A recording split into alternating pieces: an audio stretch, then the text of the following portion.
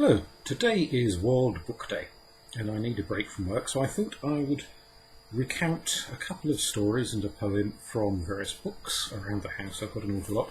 This particular one, as you can see, is as dog-eared as all get out. It's not survived the passage of time terribly well. It's called The Children of the Salmon by Eileen O'Fallon and is a collection of various Irish stories, some of them short, some of them longer. This dates back, this particular book, to 1965, which makes this book I'm holding older than me. So this particular story I'm going to read to you is called The King of Lies. There was a widow there one time, and she had 7 sons. The first son was so small that a March foal could not get a grip on the top of his hair, and he grazing in a pasture barer than anyone ever saw.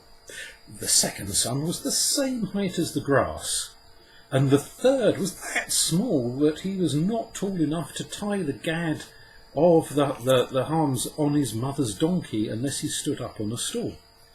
The fourth son was like any other man, really. The fifth was as high as the moon.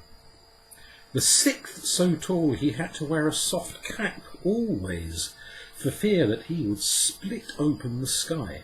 And the seventh was so tall that he could never stand up, but he had always to go on his hands and knees while the back of his rump rubbed against the sky. At this time there was a king in the eastern world, and he had one daughter, the most beautiful woman that could be found on land or on sea. The king was growing old, and he pledged his word that he would give his daughter in marriage to the first man who could compel him to say, "You told a lie," or "You told your first lie." The people who used to make fun of him used to call him the King of Lies, because they knew he had not the cunning to make up even one lie. One of the widow's sons set out for his court to try and win his daughter. On the day he arrived, the king took him out walking around the palace, and he showed him his cows. "I'll bet," said the king, "that you have never seen that number of cows all together like this in your life before." "Well, indeed, why shouldn't I?" said the widow's son. "My mother has so many cows at home that the buttermilk we have left after making the butter would turn 700 mill wheels." The king never said a word, but went on listening to him. The next day the king took the widow's son out and showed him the bees. "I'll lay a wager with you today," said the king, "that you have never before set eyes on so many beehives." "Indeed," said the widow's son, "they are nothing to what my mother has at home." "All the same," said the king, "your mother never gets as much honey from her bees as I do." "Don't be talking of honey," said the widow's son, "for your talk is idle talk. It is I who am in charge of my mother's hives, and she has 700,000 of them. I have to count all the bees the first thing in the morning for fear any one of them would stay inside in the hive through idleness or bad health, and at night again for fear that any one of them would stay out from us. One evening I was a bee short, and so as soon as all the others were sitting down quietly at ease inside their hives, I went looking for the one that was missing. I went up the hill and I met a nag. I caught him and jumped on his back, and I started off and never stopped till I came to a wood. There was my bee inside in a big tree, fine and comfortable for herself. I cut some thin willows and made 2 baskets. I threw the 2 creels over the back of the nag, and I filled them both up to the tip-top with my honey, the honey of a single day's making. I caught the bee then, and I laid her down on the back of the nag, between 2 creels. With the great load that was on him, the back of the nag broke.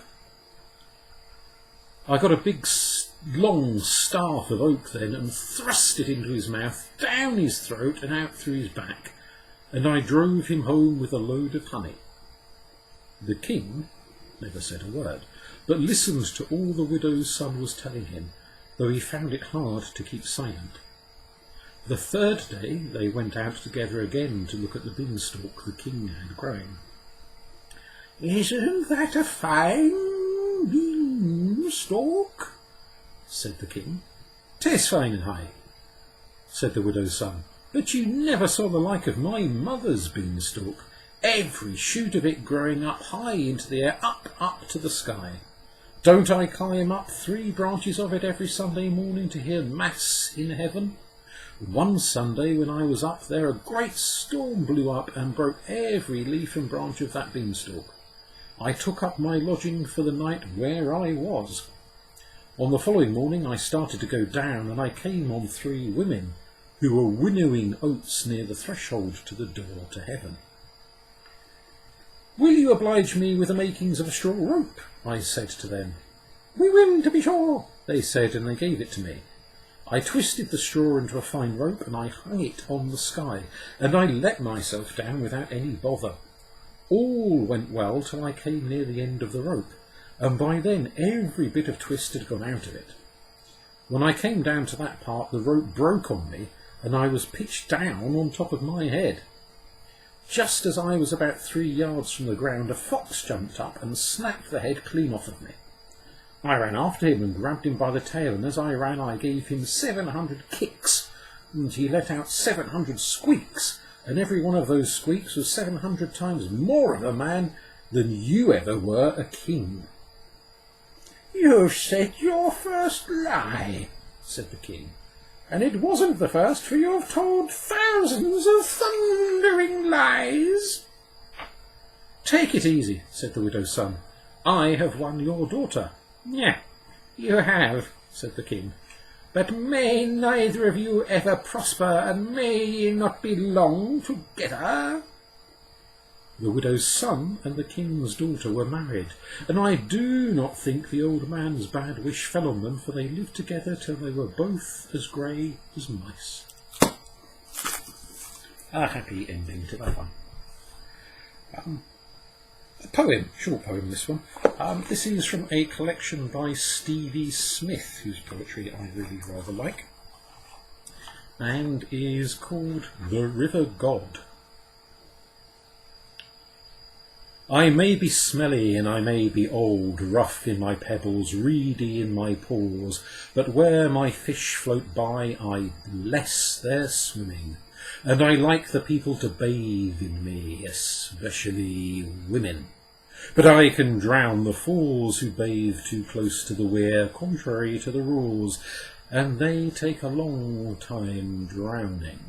And as I throw them up now and then in a spirit of clowning, hi yip yippity yip, merrily I flow. Oh, I may be an old foul river, but I have plenty of go. Once there was a lady who was too bold. She bathed in me by the tall black cliff, where the water runs cold. So I brought her down here to be my beautiful dear. Oh, will she stay with me? Will she stay, this beautiful lady, or will she go away?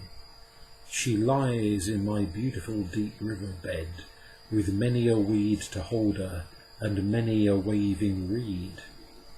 Oh, who would guess what a beautiful white face lies there, waiting for me to smooth and wash away the fear she looks at me with.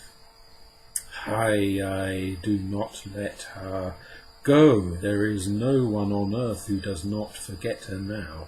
They say I am a foolish old smelly river, but they know not of my wide original bed, where the lady waits with her golden sleepy head. If she wishes to go, I will not forgive her. Reminds me of Ben Aronovich's stories about the rivers of London. Maybe he might have read that poem and perhaps that inspired the idea. Who knows? But his stories is all about the gods and goddesses of the rivers that flow through London. This collection is 20 folk and fairy stories. It's a nicely illustrated collection of tales from various different authors, dating back, the edition is 1939, so the pages are quite foxed. It's seen better days, but to give you an idea of some of the illustrations, I think that's really rather nice one there, and there's lots of colour plates to obviously keep children entertained when this was published. And the particular story I'm going to read to you is The Widow's Son. Once on a time, and an olden time, and a very long time ago, when the Turks were keeping the Ramazan in a leaky old cauldron, oh, there lived an old woman who had been a widow for a great many years. She had only one son who all day long from dawn to sunset carried faggots on his back in order to earn his bread and support his old widowed mother. After working in this way for a long time, he was one day going to the wood. He heard a crier who had been hired by a merchant crying on the road, "Whoever is able to work for me 1 or 2 days, I will give him as much money as he wants." These words sounded pleasantly in his ears, for he had been thinking on his poverty and his misery, and he ran joyfully to his mother to ask her blessing. His mother did not object, and so he returned to the merchant, received his hire, took it to his mother's house, and then went to the merchant's house. The merchant had many ships under his orders, and when the youth came, he led him down to the sea. They embarked in one of the ships, and the others followed. After making a prosperous voyage, they saw on one hand high and green hills, and on the other hand vineyards and trees and fields, the sight of which made their hearts rejoice. But they sailed on past these, and presently found themselves under a very high mountain, the foot of which was washed by the waves, and the summit lost in the white clouds which floated around it. There they cast anchor, and when they were come on shore, the merchant bade the youth to climb to the top of the mountain, and then do as he should instruct him. He was rather frightened, and asked how he was to get up. The merchant then gave him a dagger, sewed him up in a hide, and told him that when he knew that the eagles had seized him and carried him up to the top of the mountain, he must slit the hide with his dagger and come out. And whatever he found on the summit, he was to throw down. As he was bidden, so he did.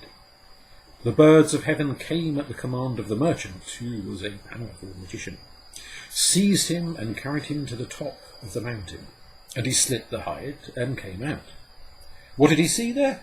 Wherever he turned his eyes were millions of diamonds and golden things and sapphires lying among myrtles and roses and surrounded with musk. There you might see everything you could possibly imagine. Instead of stones or flints, gold and diamonds lay about, and on the roses hung pearls instead of dew. The youth stood wondering at the sight, as if he were afraid to step among so much brightness and such wealth. By and by he heard the merchant calling from below, and he began picking up and throwing down the treasures until he was weary. The merchant by this time had filled his ships, and he now set sail.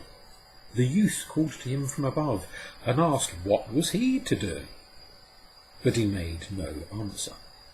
Again he called, but still the merchant took no heed. Left alone on the mountain top, the poor youth then walked round and round it in despair. The brilliants and the pearls were all very fine, but what use were they to him when he had neither bread to eat nor a drop of water to drink? Grief seized upon him. He thought of his poor mother, now left all desolate and lonely, and weary as he was, with his eyes all red and swollen with weeping, he lay down in the shade of a tree, with his head on a stone, or rather on a great diamond or lump of sapphire. Presently he fancied that he felt it move under him. Perhaps, he said to himself, there is some animal underneath. Then he lifted up the stone and saw a trapdoor of iron, which he also raised. Under it was a ladder down which he climbed. He went down 40 steps, 50 steps, and at the bottom he found a palace. Not a soul, however, was to be seen, either human or other. He was very hungry, and he went about looking here and there for something to eat. He came to a cupboard, opened it, and found inside a cake of bread. He ate it, and his hunger was somewhat satisfied. Then he went further, and searching here and there, he came upon a blind Draco. At first he was afraid and began to tremble, but when he saw that the Draco was blind, he thought that if the Draco did not speak to him, he would not make himself known to the Draco. But still he was afraid and didn't quite know how to set about it. Finally he stole up behind the Draco and said softly, "Father, my little father." The Draco replied, "Since when have I had a son?" "Ever since I was born," said the youth, and the simple Draco believed him. He called him to his side and began to love him as if he really were his son. He gave into his hands 40 keys and told him that he might enter all the 40 chambers of the palace, save one, which he was not to open on any account. Well, he went and he came. He opened the 39 chambers and found within all the treasures of God's earth. But the one the Draco had told him not to open, he did not then open. But after a few days had passed, he began to be curious and said to himself, "Why may I not open that chamber too? There is no doubt some wonderful thing in it, and the Draco is jealous and does not want me to see it." So, after a time, he could refrain no longer, and he opened the door. What did he see? No chamber, but a beautiful garden, so beautiful as to dazzle his eyes, and all the choicest trees of the earth were collected there, and amidst all this greenness, shaded by the branches which bent under their weight of delicious fruit, was a marble cistern glistening white. While the youth was gazing on the garden and not knowing what to look at first, there came flying down 3 most lovely pigeons.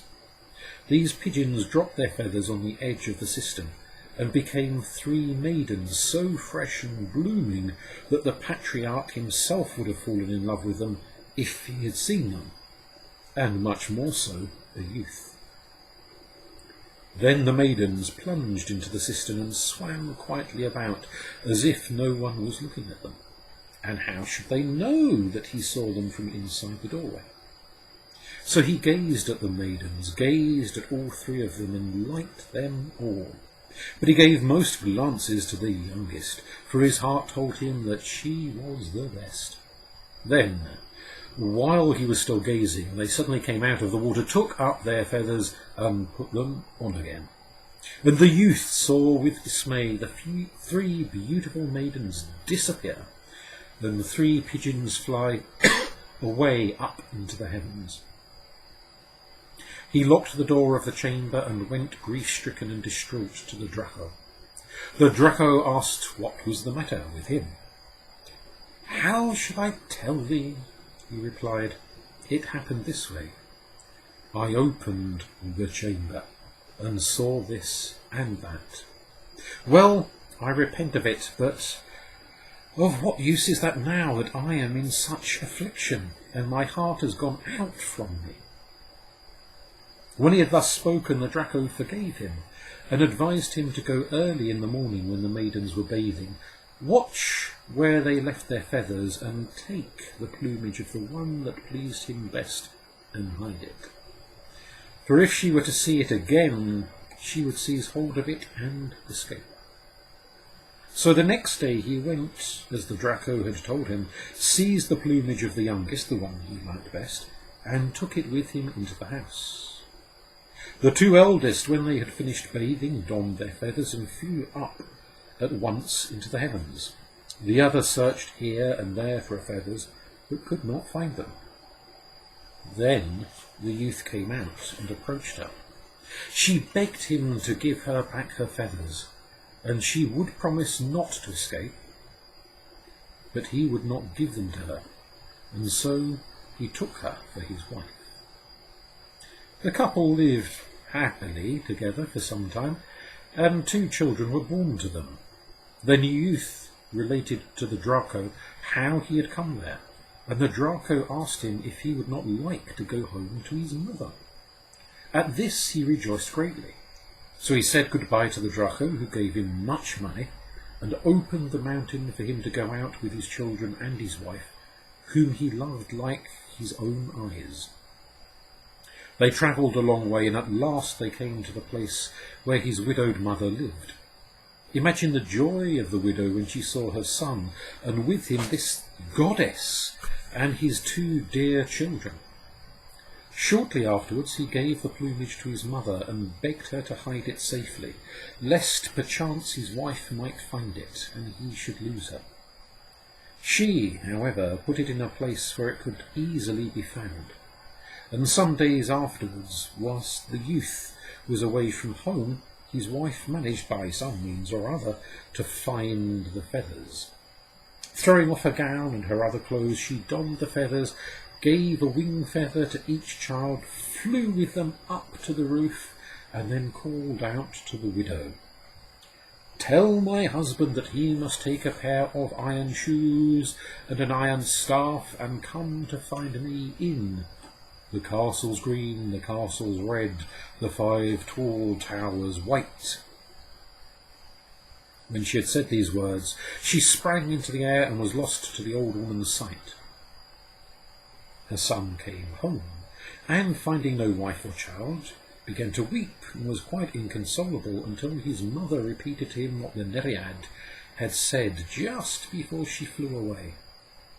Day and night he pondered on the means of recovering his wife, for he knew not where those places were of which she had spoken to his mother. He turned it this way and that, but could make nothing of it. Then he bethought him of going to the Draco, who had been like a father to him, for he might possibly know where the pigeons lived, who bathed in his garden and became women. So the widow's son went again to the merchant, as he had done before, and they set off for the foot of the mountain. This time, however, he threw him down neither diamonds nor anything else, but left him to tear his hair.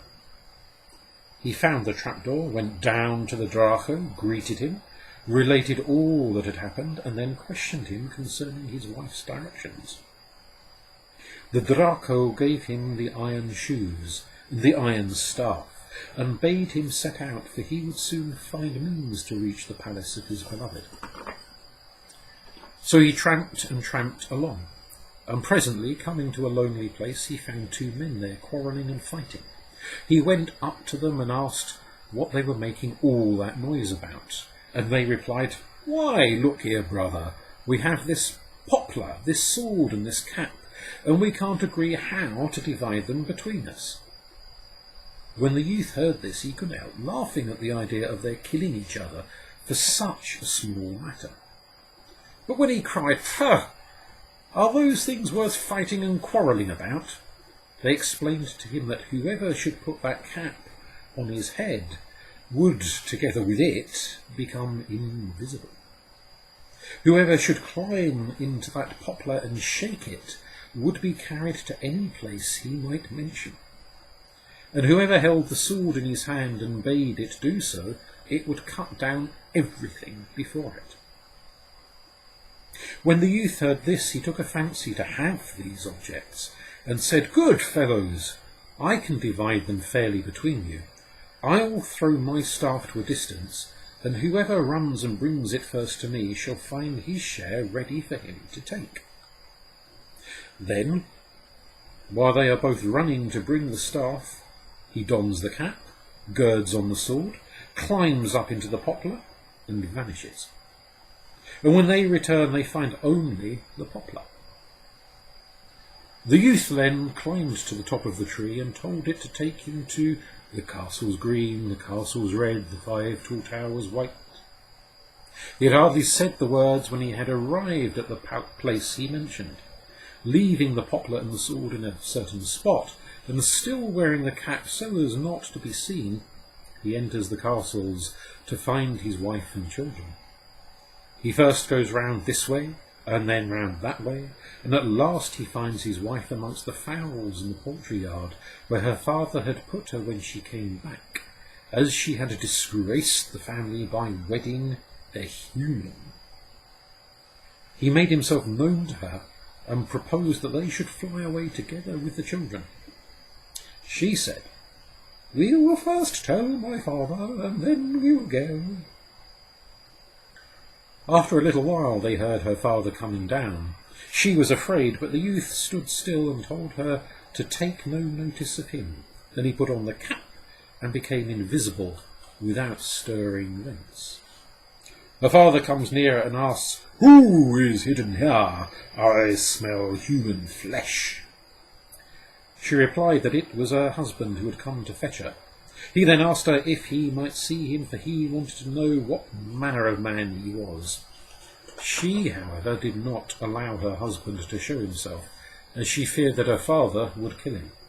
Then her father, who was the king of the Nereids, said that he would give her back to her husband if he could throw down for him a mountain which stood near and make it into gardens, thinking that this was just as if he had said, "I will never give her," for it was not possible to imagine that he could ever succeed in accomplishing such a task. And so she pretended to believe. But when her father had gone away, she called her husband and gave him a tile, which she bade him throw, after nightfall, into a certain well, and he would see a crowd of men come out to whom he must give his orders. So he went as his wife directed him, and threw the tile into the well, and there flew out thousands of men. He gave them his orders, saying, "By tomorrow morning I want that mountain removed, and in its place that gardens be planted with every kind of tree and flower." He had hardly finished speaking when they set to and began work. In the morning, when her father got up, he opened the window, and what did he see? The mountain was gone, and in its place were gardens, but such gardens, with trees and flowers and fountains. He could hardly believe it. He thought he must be dreaming, rubbed his eyes and rubbed them again until he found that it was no delusion. Then he went to his daughter and said to her, "Well, that has been accomplished, but now I require the garden to be turned into a sea, with ships sailing upon it." The Nereid again gave her husband a tile, and, not to make a long story of it, there happened what had happened before, and the garden became a sea with schooners and feluccas and every other kind of vessel you might wish to see. Then, when this had been accomplished, the youth presented himself before the king of the Nereids with his magical sword girt round his waist, and his wife at his side. When her father and mother saw their daughter's husband, they fell upon him to devour him. But he lost no time in saying, "Little sword of mine, cut them down." And he cut them down. So now they were at peace, and he set out with his wife and children, travelling on the poplar, to return to the Draco, and afterwards to his mother's house. Then the Nereid remembered that she and her sisters had taken out the eyes of the Draco and had hidden them in a cave. So the youth took her there on the poplar, and when they had got the eyes of the Draco, they returned to the palace and put them back in their sockets. The Draco was delighted, as you may suppose, at recovering his sight, and he said to the widow's son, "Leave thy wife and children here, and go fetch thy mother. Thou art my son in very deed, and all that I have is thine." So he climbed the poplar, fetched his mother, and they all lived happily together in the Draco's palace. And one last one, a short tale. I have a collection of 4 books. The Book of the 1,000 Nights and One Night. In other words, the Tales of the Arabian Nights. Nicely illustrated and absolutely lovely to look at. And very lovely books with lots and lots and lots of stories. Some of them very long stories, some of them very short stories. This particular story I'm going to read to you is a short one. You'll be relieved to know after that previous quite long, quite long story. Just to set the scene for anyone unfamiliar, Scheherazade is prolonging her life by telling her rather murderous husband a different tale each night, with the threat hanging over her that if she ever tells the same tale twice or he gets bored of listening to them, off with her head. And so her life depends on telling the 1,001 stories. So, storytelling as a form of life-saving. And this particular story of a night that is told between husband and wife is the tale of the parasite. And he told. It is related that the Khalifa al-Walid, son of Yazid of the dynasty of Ummah, greatly rejoiced to sit with Tufail of the feasts, the lover of good dishes and fine flavours, the famous voluptuary who gave his name to the profession of parasite. Apart from his deep knowledge of food, this Tufail had a learned wit, a cynical malice, and was ever ready with an apposite retort. His mother, by the way, had been taken in adultery. He expressed the whole art and shamelessness of sponging in these lines. He who's invited to a wedding feast must look about as if he felt no least shade of uncertainty, must enter jauntily and take the best seat, catching no one's eyes that every guest may think him quality, must quell the porter if he will not quail, must scorn the dishes as but poor regale, for such a man as he, yet clutch the wine jars close to him and sit nearer the smoking roast than was the spit which turned it tenderly. Then, as his steel-tipped fingers rip and thrust and dig the chicken stuffing up, he must cast well-bred glances of surprised disgust at all the company. Such was the code for perfect sponges, drawn up in the city of Kufar by Tufail, the crown and father of them all. Here, from 1,000 is one example of his method. At this point, Scheherazade saw the approach of morning and discreetly fell silent. But when the 982nd night had come, she said, "A noticeable citizen invited a few intimate friends to dine off a marvellous confection of mixed fishes, when the well-known voice of Tufail was heard talking to a slave at the door. One of the guests cried, 'Allah preserve us from the sponge! Let us at least save these fine big fishes from his fabulous appetite. Let us set them down in that dark corner, and only leave the little ones before us. When he has devoured the small fry and gone his way, we can finish our feast.' The bigger fish had scarcely been hidden when Tufail entered, assured and smiling, and threw a casual greeting to the company.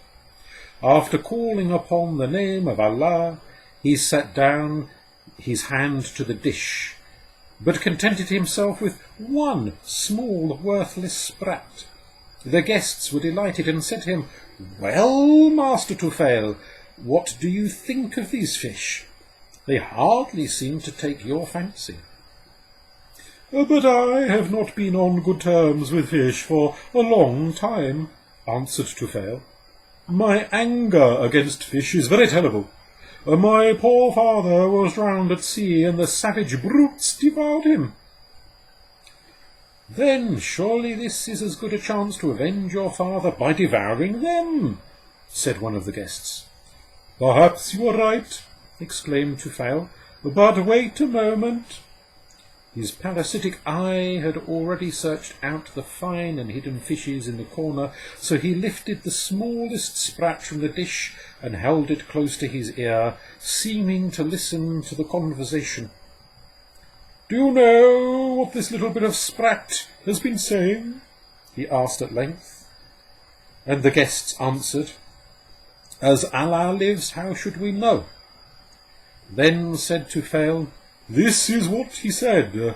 I was much too young to have eaten your good father, whom may Allah have in mercy. If you want revenge, apply to the big fish in the corner. For they were the very ones who threw themselves upon the poor old man and gobbled him up.